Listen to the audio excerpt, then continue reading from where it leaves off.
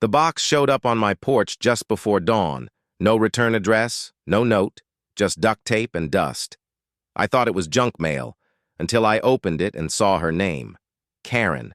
Hundreds of pages. New town. Same tricks.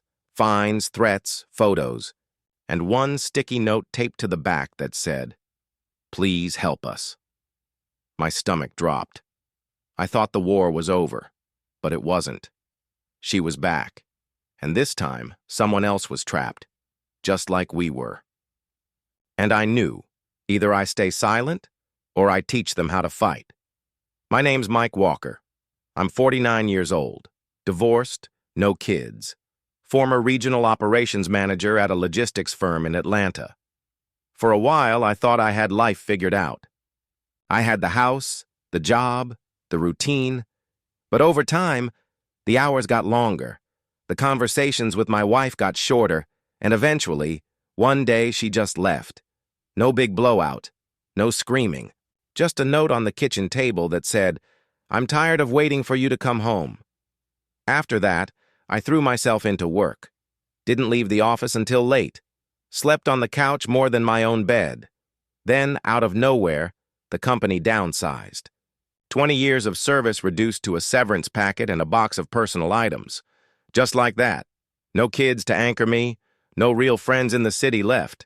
I found myself sitting in a one-bedroom apartment with peeling paint and a broken heater, eating cold lo mein and watching old reruns like they held the answers to my life.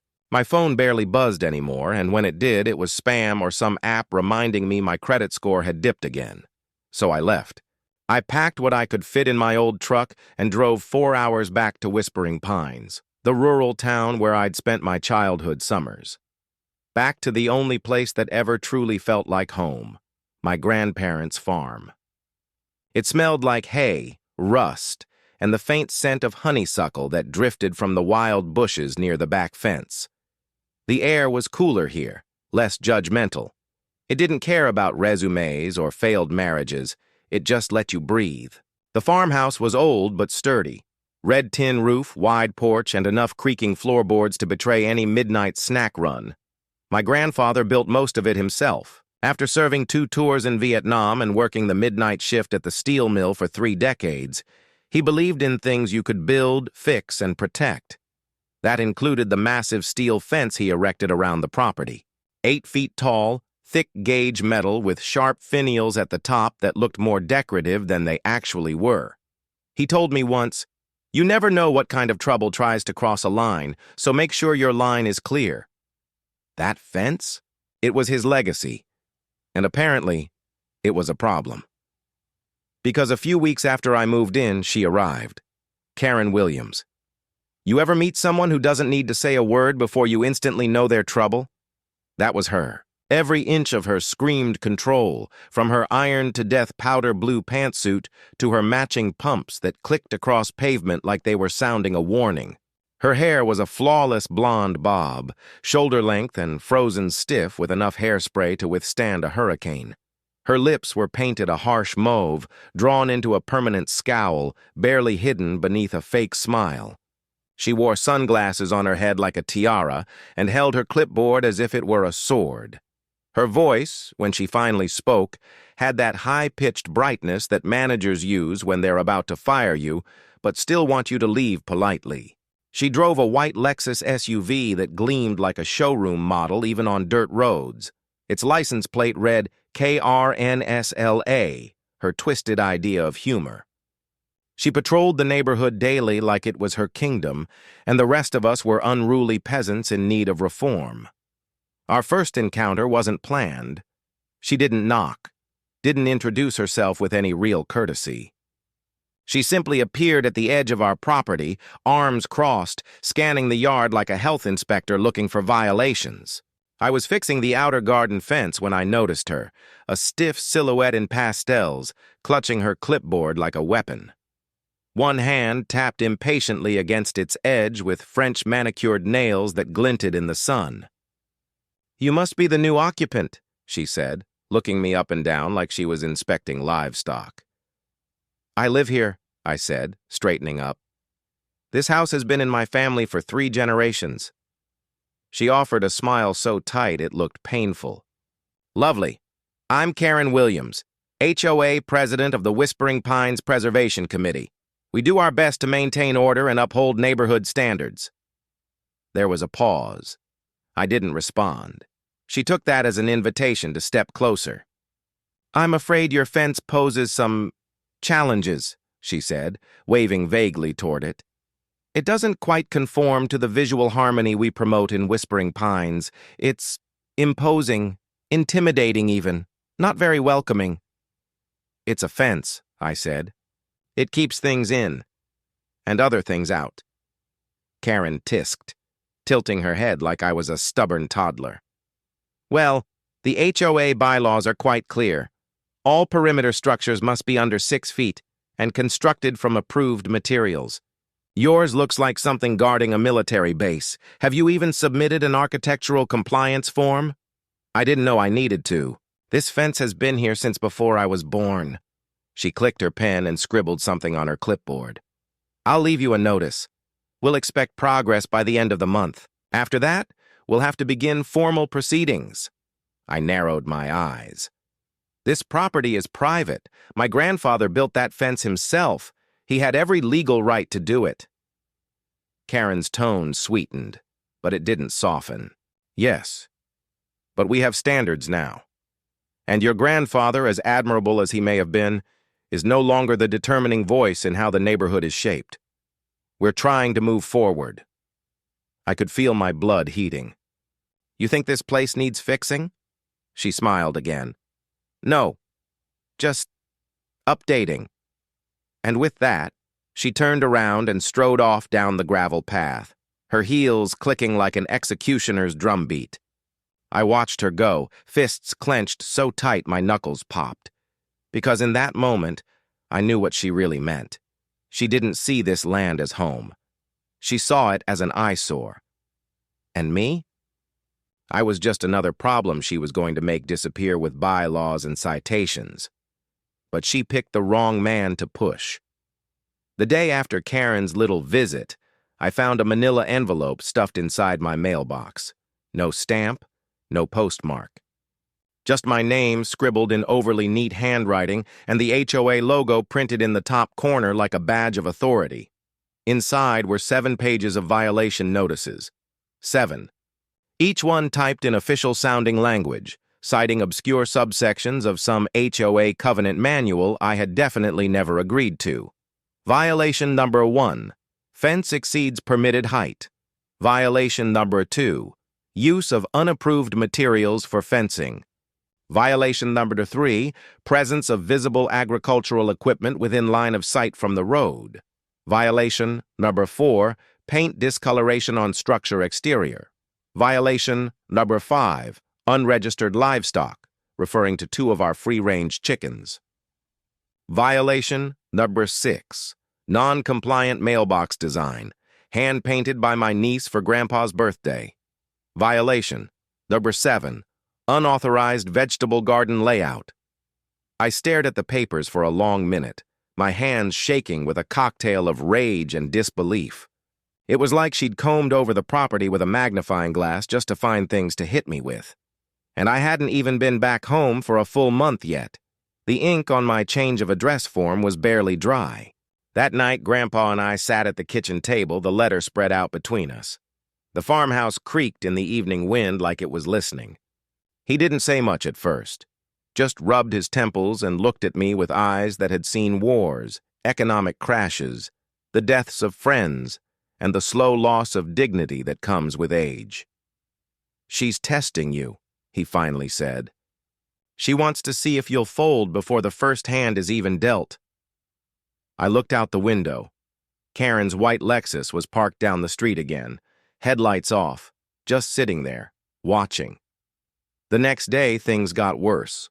A city inspector showed up unannounced, said he was responding to a formal HOA request for compliance inspection, claimed he had the authority to measure distances between structures, verify property lines, and assess code violations. He had a clipboard and a camera.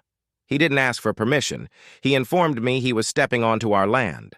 I told him politely but firmly to get off our land unless he had a court order. When he hesitated, Grandpa stepped out behind me with his Vietnam-era stance and a silent glare that could have stopped a freight train. The inspector backed off, but not before taking a dozen photos and promising we'd hear back soon. And we did. Another certified letter. This time it included potential fines, $100 per day per violation, which, at 7 violations, came out to $700 a day. I sat on the porch that evening, clutching the letter in my hand, and watched the wind move the trees like ghosts whispering through the leaves. My stomach was tied in knots. I wasn't working.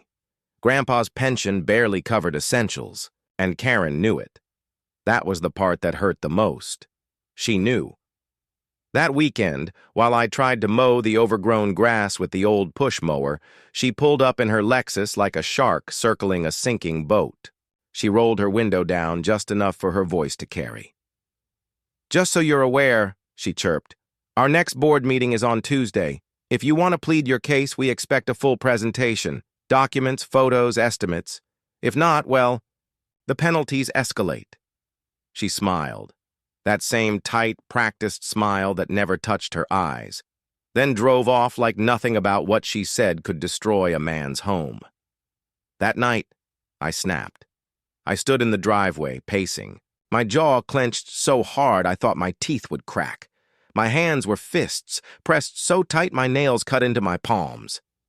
Grandpa came out onto the porch, silent as always, arms folded across his chest.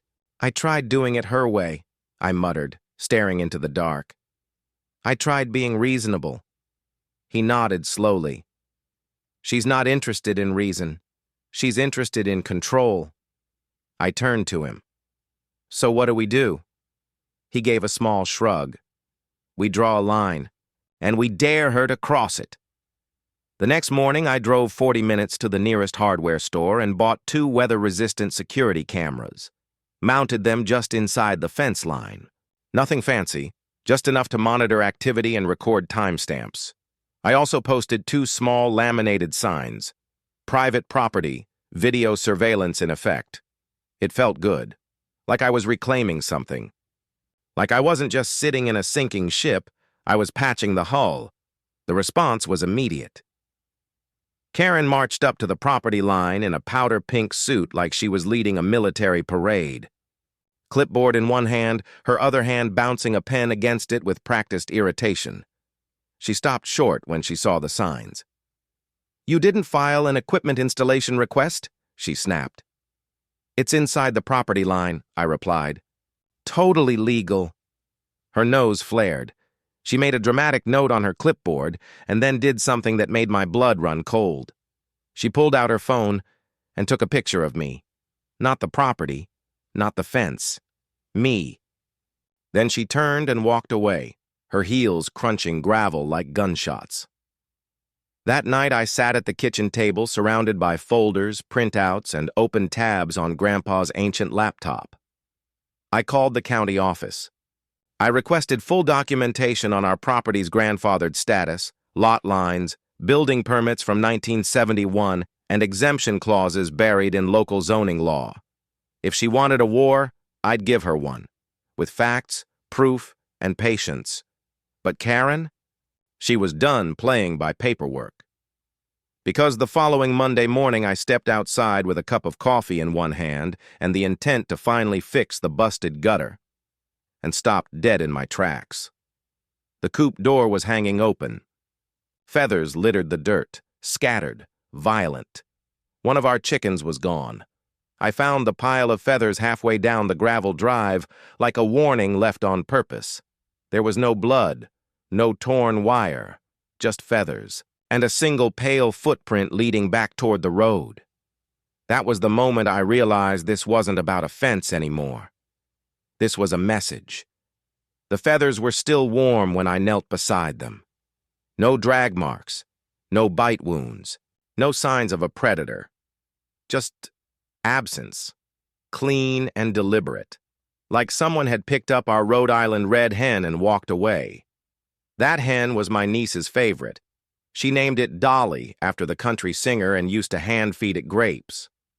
I stood in the middle of that gravel path for a long time, wind brushing against my face, holding the silence like it was loaded. The message was clear. This wasn't just about violations or bylaws anymore.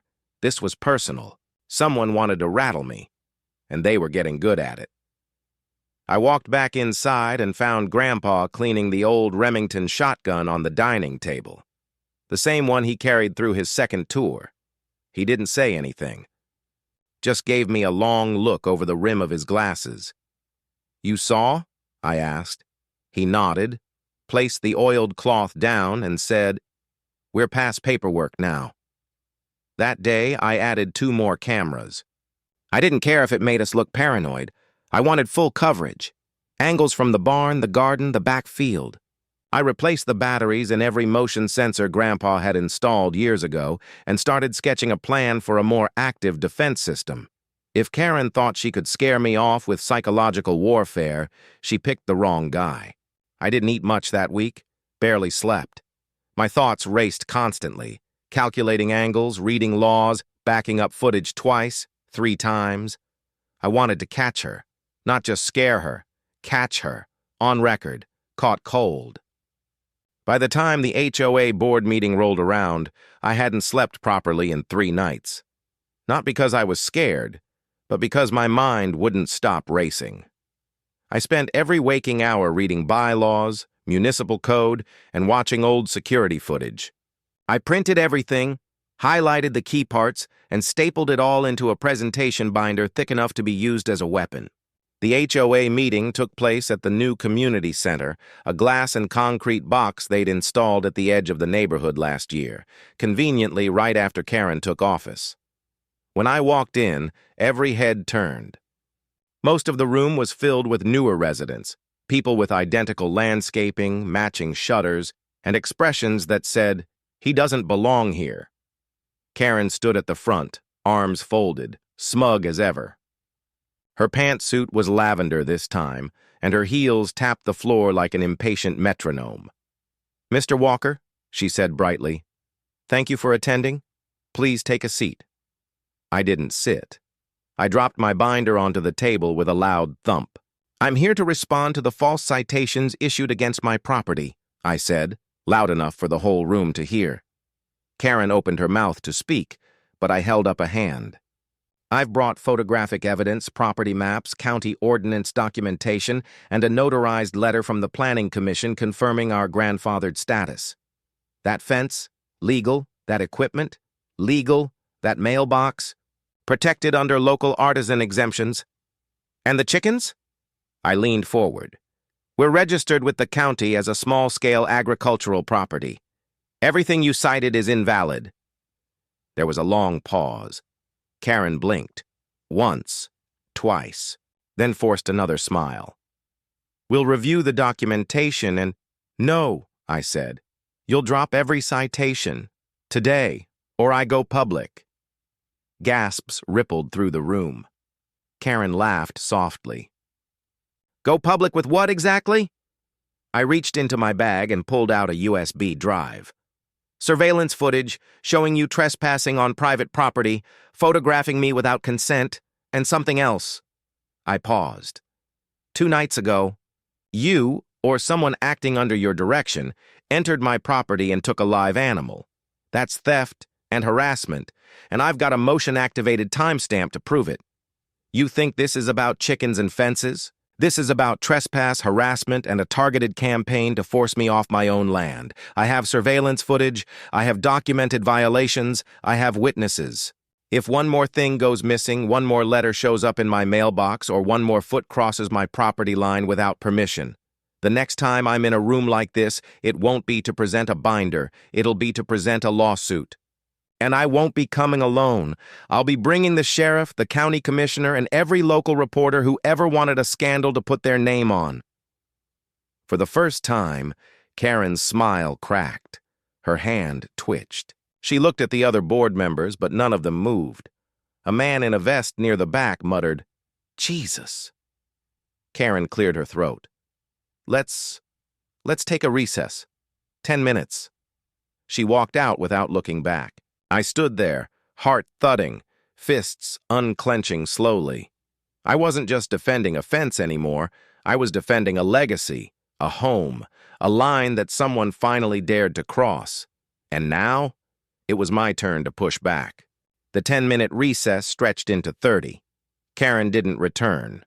The room buzzed with whispers, sideways glances, and a rising undercurrent of something I hadn't felt since I'd come back to this place. Momentum. People were finally seeing it. The pattern, the abuse, the power trip. And it wasn't just me who felt it anymore. One of the board members, a guy in his 50s with a tucked-in golf shirt and a Bluetooth earpiece still blinking in his ear, stood up and addressed the crowd. "We'll, reconvene next week to finish this discussion. Thank you for your time." But by then, nobody was listening. They were looking at me. When I stepped outside, it was already dusk. The sky hung low and heavy with pink and gray clouds, and the cicadas were buzzing louder than usual. I could feel eyes on me, some curious, some supportive, a few downright afraid. But I didn't care. I'd told the truth, and I had proof. Karen, however, wasn't done. The next morning, I found my truck keyed from front to back. Deep, angry scratches etched in the paint like claw marks. Someone had shoved trash into the exhaust pipe and dumped what smelled like bleach on my front steps. There was no note. No cameras caught it. Just damage and silence. But the real message came that evening.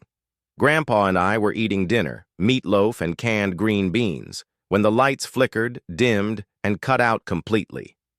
I stood up fast, heart racing. "Power outage?" Grandpa grabbed the flashlight from the cabinet. "Check the breaker." I stepped outside and immediately saw it. The utility box had been pried open. Wires yanked, cut. I didn't say anything. I just stared at it. My hands trembled. Not with fear, but with fury. I turned around and marched into Grandpa's barn. The place smelled of oil, dust, and iron. His old workbench sat beneath a flickering bulb, surrounded by every tool known to man. I found the electrical diagrams he'd drawn weeks ago, the ones for the fence upgrade he never finished. And that night, I finished it. I rewired the entire northern line, reinforced the motion sensors, set up remote relay triggers, reconnected every feed to the attic monitor. And I didn't stop until the sun was rising again. By morning, the perimeter was live, legal, and unmistakably clear. The warning signs were larger now, brighter. I printed them myself and mounted them every 10 feet. Warning: electrified fence, private property. Trespassers will be prosecuted, do not touch. And then, for good measure, I activated the audio warning system Grandpa had rigged up years ago. Anytime the motion sensor caught movement near the fence, a speaker hidden in the brush would shout, "Private property! You are being recorded. Step back immediately." The first test came within hours. The mailman jumped back when the voice triggered. The cat next door bolted like lightning. But that was fine. It worked, and it would work again. By that afternoon, the neighborhood group chat was exploding with rumors. Someone posted a blurry photo of the new signage. Another warned that the crazy veteran house was booby-trapped. A few laughed. A few didn't. And then, just after midnight, I caught her. Karen, climbing the fence. Again. She was alone this time. No clipboard. No SUV. Just her, in yoga pants and a hoodie. She crouched low, ducked under the first beam of the motion light, and reached for the metal railing like it owed her something. I watched from the monitor in silence. I could have warned her, could have triggered the speaker. But I didn't. And when she reached the top and swung her leg over, I hit the remote. The electric current surged through her body with a snap, so loud it made my monitor shake. She screamed, a raw, guttural sound that cut through the trees like a siren. Her body jerked violently, arms flailing, and then she fell, backwards, hard, crashing into the dirt with a thud that I swear shook the earth. Her shoes landed in different directions. One of her AirPods went flying. Her hoodie was burnt at the shoulder, and for several seconds, she didn't move. I froze.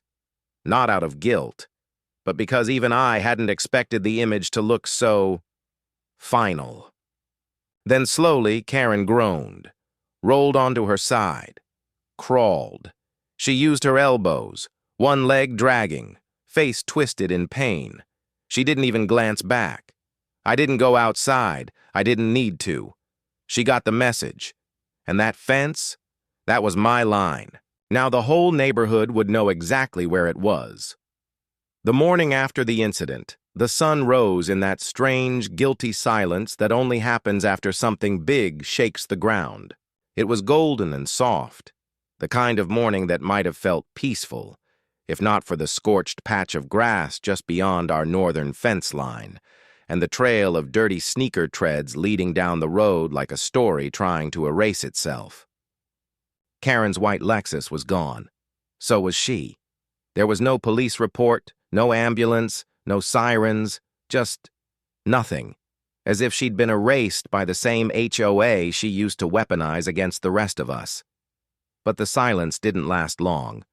By 10 a.m., our neighborhood chat group, which I'd muted long ago out of self-preservation, blew up like fireworks on the 4th of July. Someone, somehow, had gotten hold of the footage. The footage. The night vision video of Karen scaling my fence like some middle-aged Spider-Woman and getting her body lit up like a bug zapper in high summer. The clip was only 4 minutes long, but by noon, it had gone full wildfire. Shared, downloaded, reposted, commented. The title? HOA Karen gets what she deserves. Shocking justice in Whispering Pines. Within hours, the comments flooded in.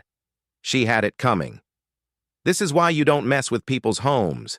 Bro, she legit flew. People from neighboring towns chimed in.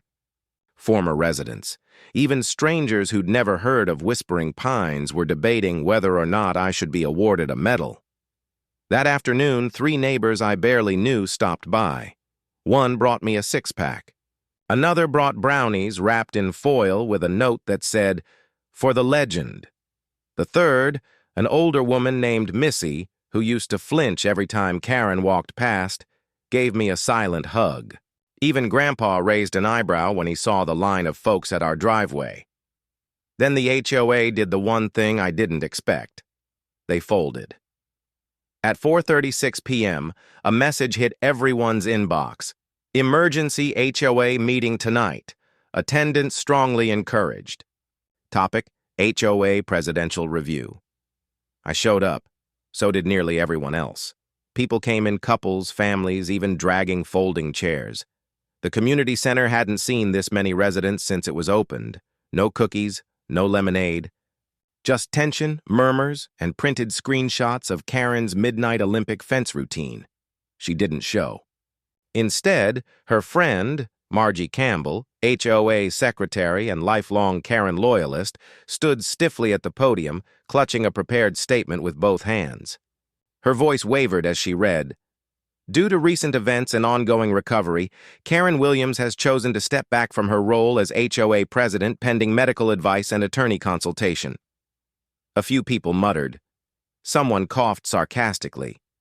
Then a man in the back stood up. Tall, heavy-set, wore flannel like it was armor. He didn't raise his voice, didn't need to. "We watched her break into a private yard, climb a locked signed fence, get shocked because she ignored every warning. That's not assault. That's a lesson. And we're damn tired of living under someone's dictatorship disguised as a neighborhood policy." It hit like a hammer. Gasps. Then applause. People began to speak up one after another. She fined me $80 for leaving my trash bins out overnight. She reported my kid's lemonade stand. She threatened me over my porch lights being too cool in hue. The stories poured out, each one a match. The room caught fire, not in chaos, but in clarity. Mr. Chen, a quiet man who kept to himself and had the cleanest lawn in the entire subdivision, stood up from the second row. Motion to vote for immediate removal of Karen Williams from all HOA-related responsibilities, effective immediately.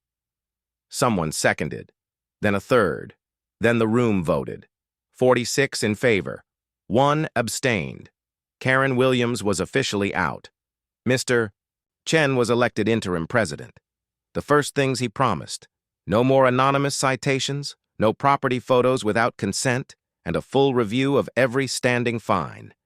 Then, in front of everyone, he turned to me and Grandpa and said, "On behalf of the board and this neighborhood, we owe you an apology and a thank you." Grandpa gave a little nod. I didn't say anything. I was still taking it in. Not the win, just the fact that it was over. But was it? That night I sat out on the porch. The stars were out, clear and sharp, and the hum of insects wrapped around us like static. Grandpa lit his pipe. I held a glass of sweet tea that had long gone warm. For a while, neither of us said a thing. Then he glanced over at me. "You held that line," he said. I nodded. "Didn't have much of a choice." He chuckled. "That's what makes it real." I exhaled slow, looked at the fence glowing softly in the moonlight. She climbed a locked fence in the middle of the night, ignored posted warnings, and got shocked because she couldn't mind her damn business. That's not an accident, that's karma.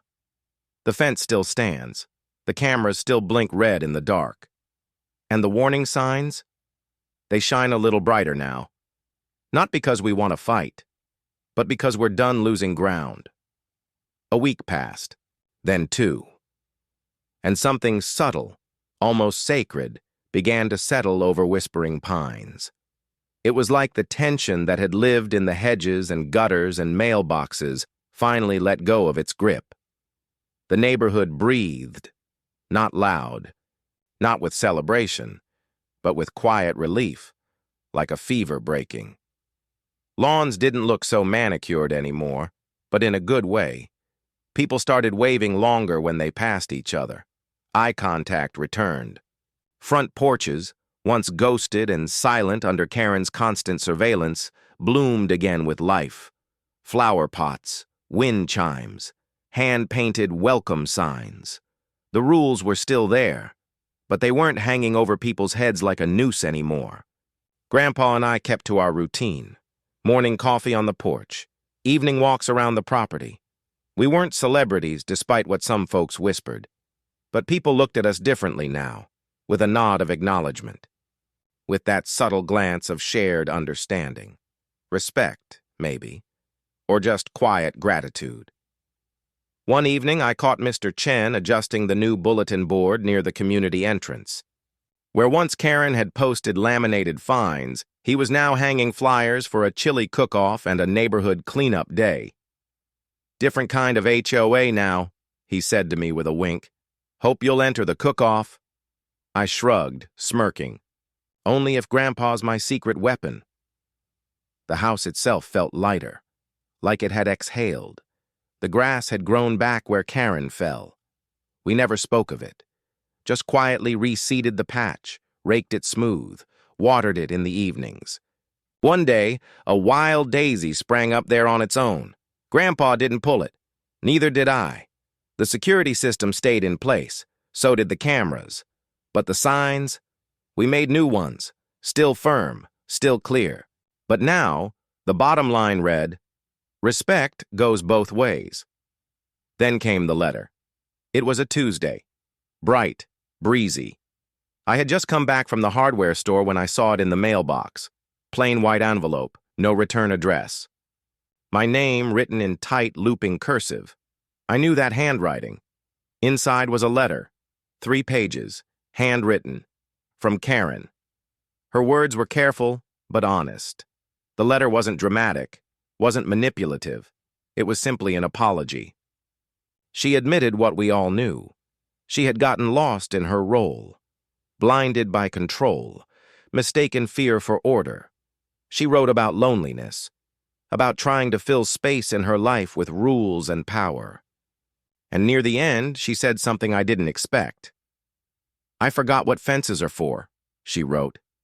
"I thought they kept people in line." But now I see they also tell us where not to go, where we need to stop and knock instead of marching through. Some fences are built to keep people out, but sometimes they remind us where we're not welcome until we learn how to knock. I read that line again and again. When I handed the letter to Grandpa, he didn't say a word. He folded it gently and tucked it into the front flap of his Bible. Not with anger, not with forgiveness, just stillness. She said what she needed to, he muttered. We didn't respond. We didn't need to. The rumor mill said she moved, quietly, a few counties over, into a condo. No HOA, no committee, just her and a small dog. Some people laughed about it. Others said it was fitting. But me? I just felt done. Not triumphant, not vengeful, just at peace. Because sometimes peace doesn't come in a parade. It comes when the noise stops, when people start planting again, fixing, rebuilding. The day Mr. Chen delivered official notice that every fine issued under Karen's term was being formally dropped. A small group gathered outside the community center.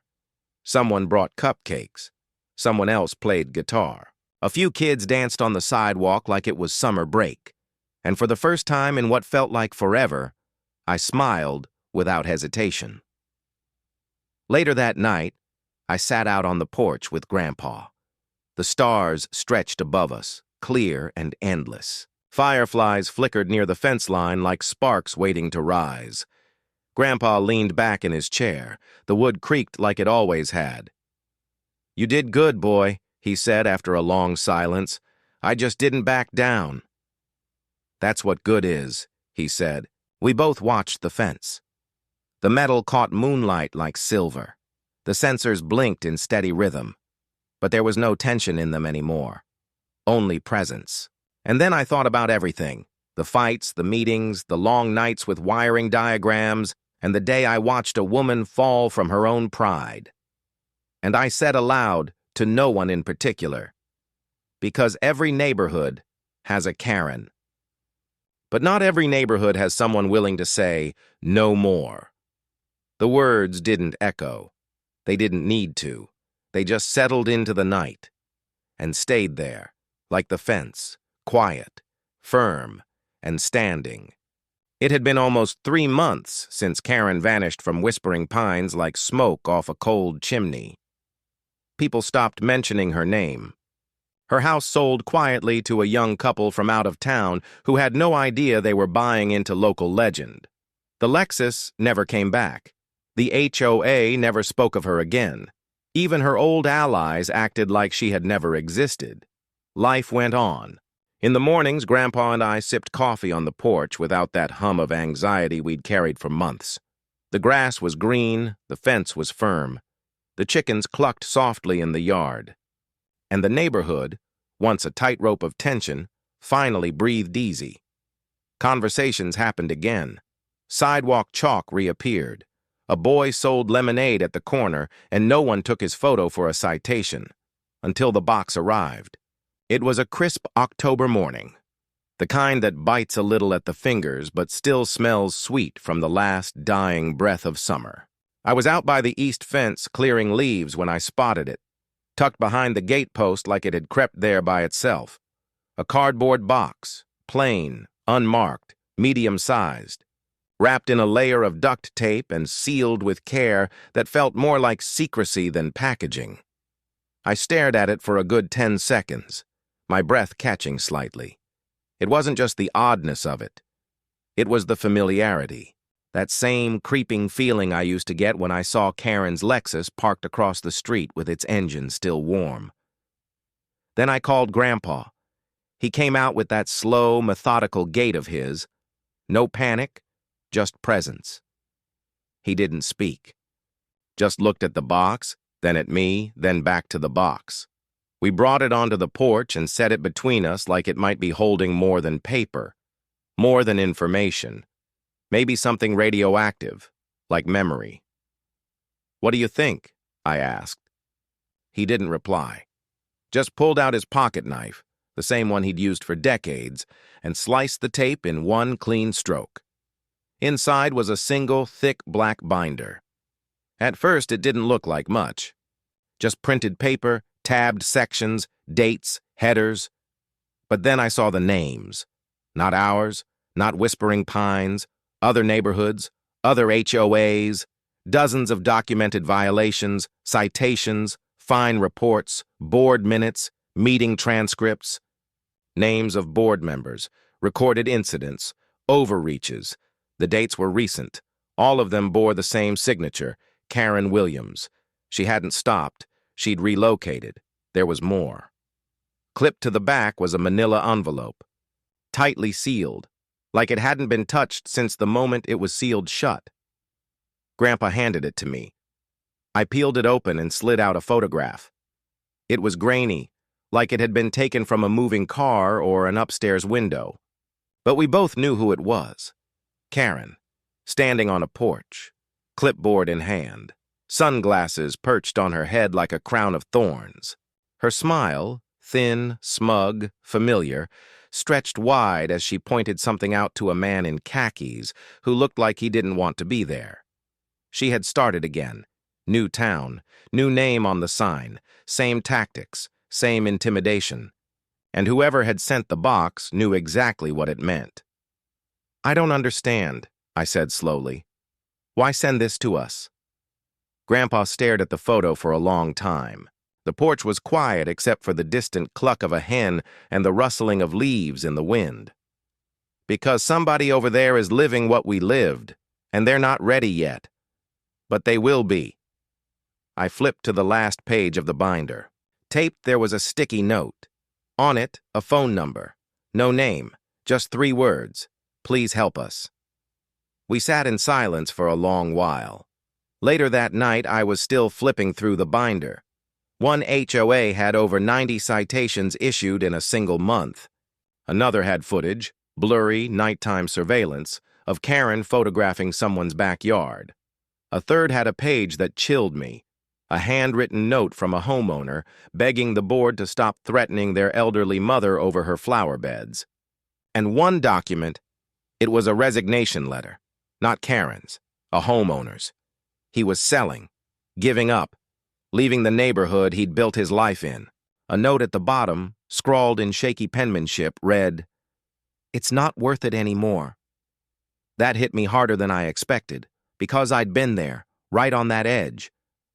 I walked out to the barn, found the old folder where Grandpa and I had stored our HOA battle blueprints, copies of county statutes, defense strategies, annotated maps, affidavits from neighbors, color-coded citations, a timeline of every intimidation attempt. I dusted them off, laid them side by side with the new material, and I began to build something. Not a fence, not a trap, a guide, a manual, a lifeline.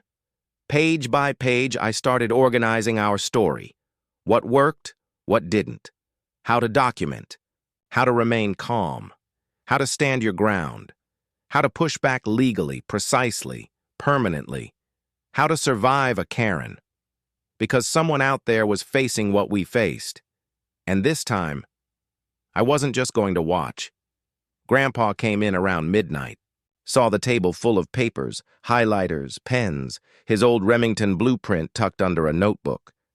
He smiled. "You going to war again?" I shook my head. "No," I said. "I'm sending armor." He nodded slowly. "They're gonna need it." And I knew then, this wasn't over. Not really. Not until the last clipboard was snapped in half. Because Karen wasn't the end. She was the beginning. And this time, I wouldn't just defend my fence. I'd help build the blueprints for every neighborhood she tried to conquer, one guide at a time, one line at a time, until there was nowhere left for her to hide, because sometimes you don't just hold the line, you teach others how to draw it. The number stayed on my fridge for 5 days. I didn't call, not because I didn't want to, but because I knew what that phone call meant. Once I made it, there was no turning back. No pretending this was just someone else's problem. No staying retired from the fight. Making that call meant I was stepping back into the storm. But on the sixth day after breakfast, I stood in front of the fridge with my hand resting on the paper like it might burn through my skin. The ink had smudged slightly from the condensation. The corner curled inward. But the number was still there, clear, waiting. I picked up the landline, the old rotary one. Grandpa insisted we keep it, said digital signals were too easy to trace. He was only half joking. I dialed. It rang 3 times. Then a voice answered. Shaky, male, young. Hello? This is Mike Walker, I said. You left a message in a binder. There was a pause, a long one. I could hear breathing on the other end, tight, like someone had been holding it without realizing. Then the voice spoke again. God, I didn't think anyone would actually call. I could hear the exhaustion in his tone. The kind you get when you're fighting something nobody else believes is real. When you start to question yourself, because everyone around you pretends everything's fine. What's your name? I asked. James. James Ellington. All right, James. Start from the beginning. And so he did. New neighborhood. HOA controlled development.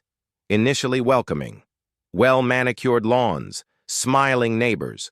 Monthly BBQs. All the things brochures promised. Then came the rules.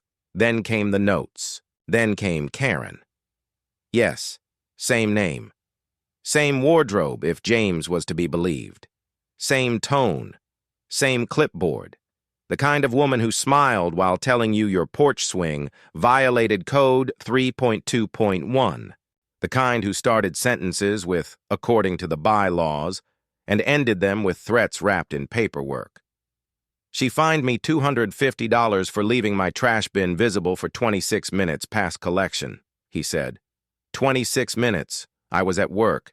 Traffic made me late. Yeah, I replied. Sounds about right. She stood on my lawn and measured my hedge with a laser pointer, he added. I told her she was trespassing and she said HOA board members are never trespassing. The silence on the line thickened. Then his voice cracked. I thought I was going crazy. People stopped waving. Someone keyed my car. I got a letter saying my dog's barking was an ongoing issue even though he's deaf. I could hear it, the desperation, the loneliness, the part where he started thinking maybe he was the problem. You're not crazy, I said. You're just cornered. James was quiet for a while. Then he said, I found the clip from Whispering Pines, the one where she got shocked climbing the fence. I watched it 15 times. Then someone on Reddit told me to look for you. I looked at the stack of papers on the dining room table, the guide, the sticky notes, Grandpa's pencil-marked sections on privacy law, the legal templates. The printer was still warm from the night before. James, I said, you're not alone in this. I feel alone. You won't for long. He exhaled. So, what do I do? First, you breathe, I said. Second, we draw the line. And that's how it began. One phone call. One voice trembling on the edge of surrender. One old war story turned into a battle map. Within a week, I had mailed James a thick envelope. Inside, a custom starter kit. Copies of state housing statutes, blank documentation logs, templates for public record requests, and a flash drive with a PDF of our full playbook, the fence protocol. He called me every night for the next 2 weeks. We mapped his HOA board members, tracked their citations, set up a Google Drive archive. I taught him how to record meetings legally, how to reply in writing to vague notices, how to document every drive-by photo with time-stamped footage. James was sharp and angry. A dangerous combination for the right side. And then it started spreading. A woman named Carla messaged me from Florida. She'd been fined $500 for a garden hose. A veteran from Arizona emailed me about getting cited for the color of his American flag. A single mom in Idaho received a notice demanding she remove her kid's sidewalk chalk art. Each one said the same thing. I thought I was the only one, so I built a website, simple, clean, a banner at the top, hold the line. Below it, our guide, resources, stories, templates, a message board. In its first 48 hours, we got 3,200 visitors. By the end of the month, 31,000, and growing. People began organizing, holding local meetings, comparing notes, sharing footage. Whispering Pines became a symbol, and I became something I never expected to be, a lighthouse for the cornered. Grandpa watched it happen with quiet pride. "You're a general now," he said one night, sipping black coffee on the porch. "No," I said. "Just a guy with a better flashlight than most." Then the letters started. Handwritten, typed, printed off the internet and marked with highlighter. Stories, photos, records. One girl, 16 years old, wrote a thank you note after using our playbook to stop her grandmother's HOA from cutting down her wildflower garden. That one stayed on the fridge, but the last one I read before bed that night stuck with me even more. Typed. 2 paragraphs. No return address. "We need help. There's a Karen here too."